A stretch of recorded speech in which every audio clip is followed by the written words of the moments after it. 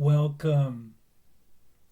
Today we will be reading lesson 326 in the workbook, and from the text, chapter 28, section 3, the agreement to join. And now for lesson 326. I am forever an effect of God.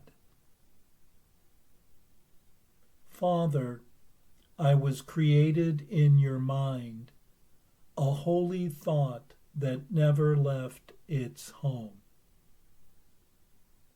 I am forever your effect, and you forever and forever are my cause.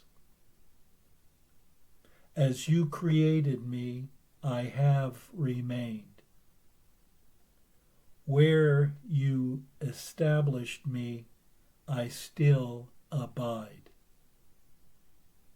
And all your attributes abide in me, because it is your will to have a son, so like his cause, that cause and its effects are indistinguishable. Let me know that I am an effect of God, and so I have the power to create like you. And as it is in heaven, so on earth. Your plan I follow here, and at the end I know that you will gather your effects into the tranquil heaven of your love, where earth will vanish and all separate thoughts unite in glory as the Son of God. Let us today behold earth disappear, at first transformed and then forgiven, fade entirely into God's holy will.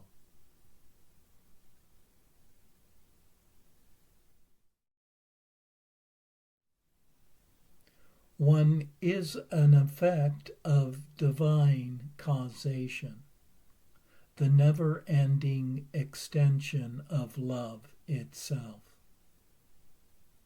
One is created in the likeness of love's awareness, an innocent and complete beingness that has never left its source. For one is forever the result of love's origin, with love endlessly being one's originator. One remains forever unchanging as one was first created, and remaining in the infinite space where one always has been. And all of love's qualities and gifts reside within oneself. One has the power to create like one was created, by extending oneself indefinitely. And as in eternity, so in time. For as above, so below. One is forever and always an expression of love itself.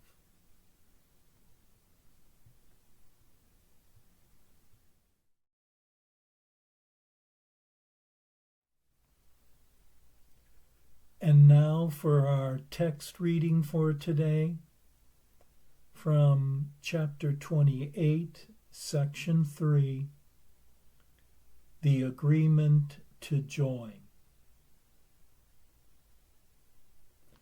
What waits in perfect certainty beyond salvation is not our concern.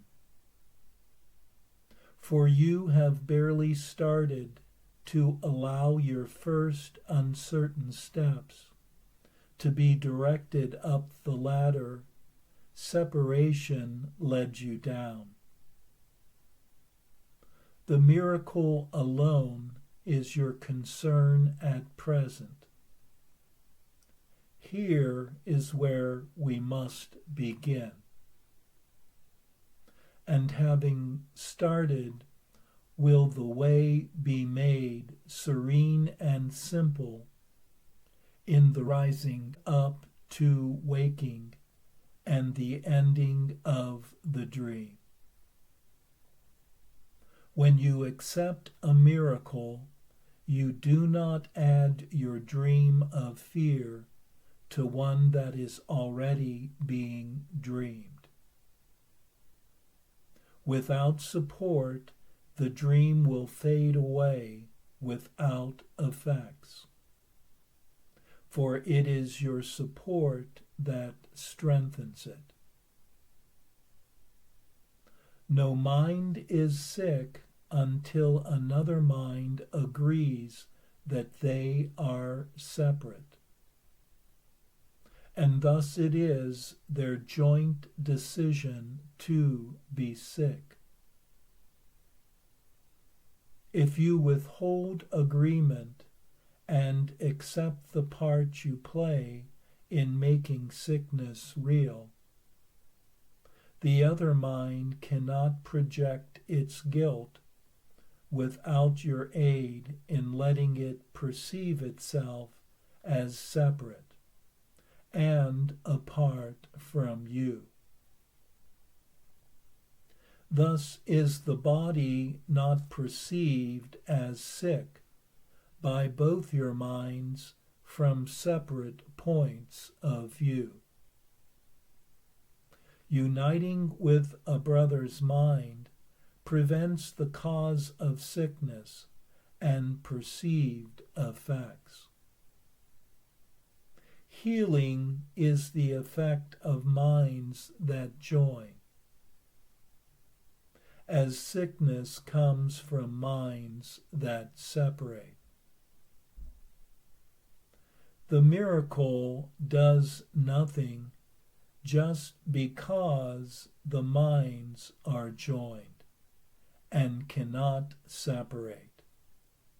Yet in the dreaming has this been reversed, and separate minds are seen as bodies, which are separated and which cannot join.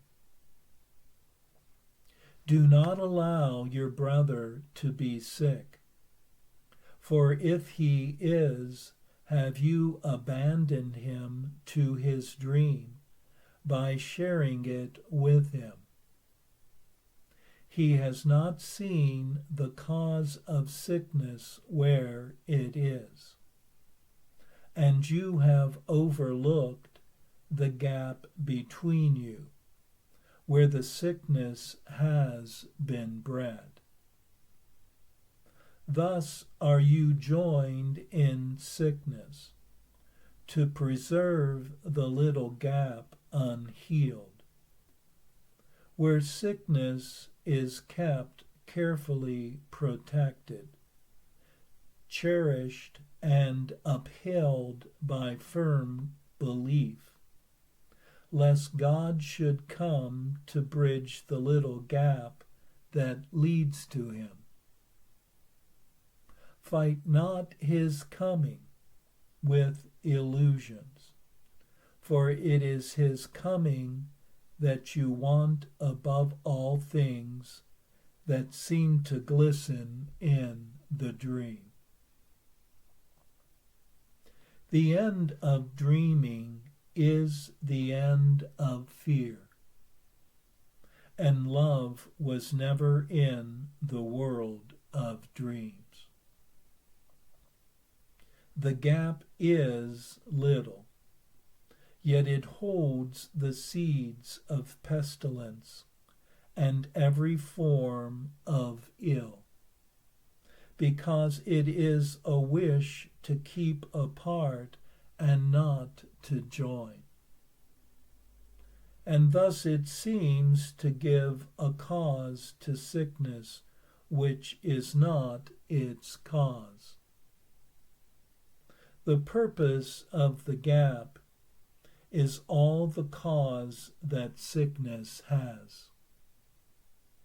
For it was made to keep you separated in a body which you see as if it were the cause of pain.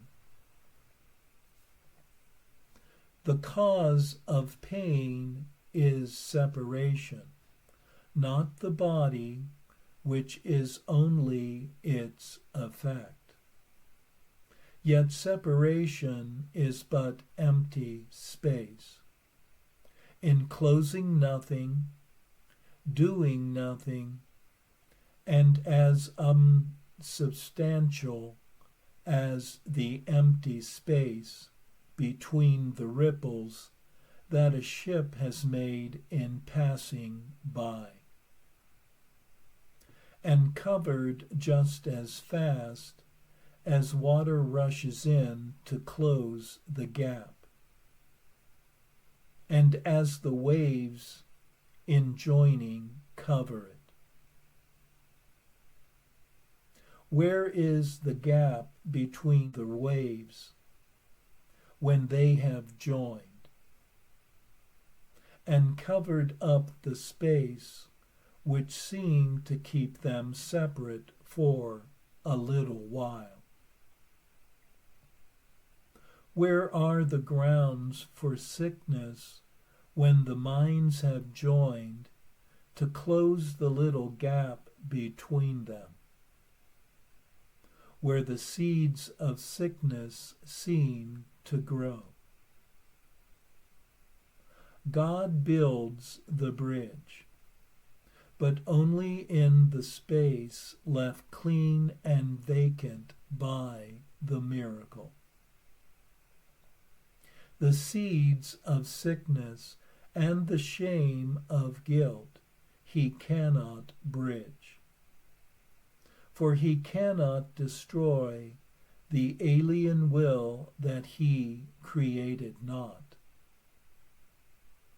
Let its effects be gone, and clutch them not with eager hands, to keep them for yourself.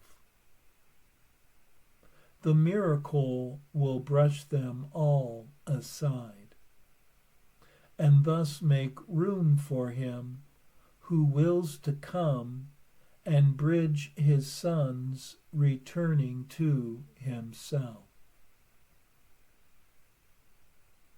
Count then the silver miracles and golden dreams of happiness as all the treasures you would keep within the storehouse of the world. The door is open, not to thieves, but to your starving brothers, who mistook for gold the shining of a pebble, and who stored a heap of snow that shone like silver. They have nothing left behind the open door. What is the world except a little gap, perceived to tear eternity apart, and break it into days and months and years?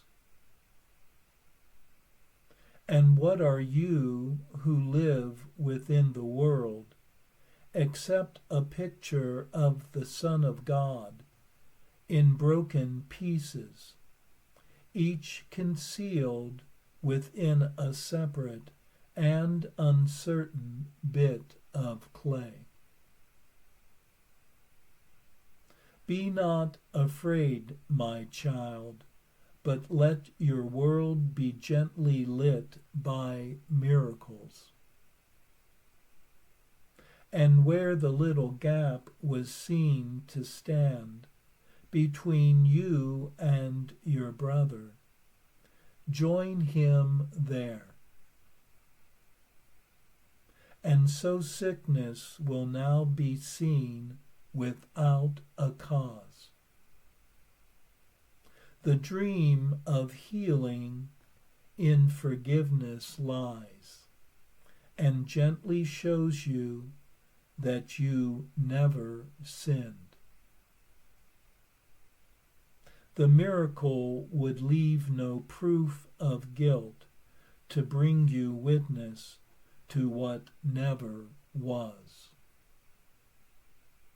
And in your storehouse it will make a place of welcome for your Father and yourself.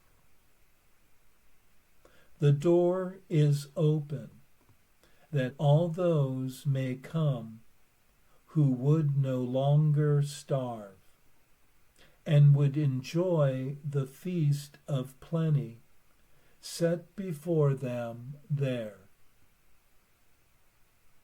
And they will meet with your invited guests. The miracle has asked to come to you. This is a feast unlike indeed to those the dreaming of the world has shown. For here, the more that anyone receives, the more is left for all the rest to share. The guests have brought unlimited supply with them, and no one is deprived or can deprive. Here is a feast the Father lays before his Son, and shares it equally with him. And in their sharing, there can be no gap in which abundance falters and grows thin. Here can the lean years enter not, for time waits not upon this feast, which has no end. For love has set its table in the space that seemed to keep your guest apart from you.